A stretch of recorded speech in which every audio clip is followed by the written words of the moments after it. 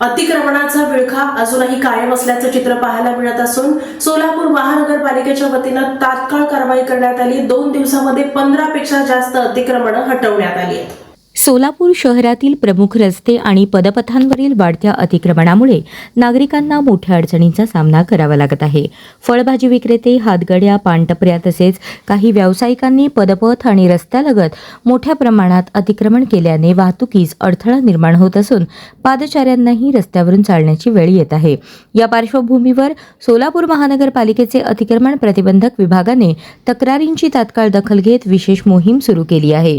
मागील 2 दिवसात शहरातील विविध भागातील 15हून अधिक अतिक्रमणे हटवण्यात आली आहेत। मात्र कारवाईनंतर काही ठिकाणी पुन्हा अतिक्रमण होत असल्याचे चित्र समोर येत आहे। काही महिन्यांपूर्वी विजापूर रोडवरील ITI परिसरात मोठ्या प्रमाणात अतिक्रमण विरोधी कारवाई करण्यात आली होती। त्यानंतर त्या भागात तसेच ST स्टँड परिसरात पुन्हा अतिक्रमणे झाल्याने नागरिकांकडून महापालिकेकडे सातत्याने तक्रारी दाखल होत आहेत। महापालिकेचे अतिक्रमण प्रतिबंधक अधिकारी गणेश काकडे यांनी सांगितले की अतिक्रमणाविरोधात तक्रार प्राप्त होताच मागील 2 दिवसांपासून नियमित कारवाई सुरू आहे। सोमवारी कुमठा नाका ते नवी जिंदगी परिसरात कारवाई करण्यात आली, तर मंगळवारी ST स्टँड परिसरातील अतिक्रमणे हटवण्यात आली।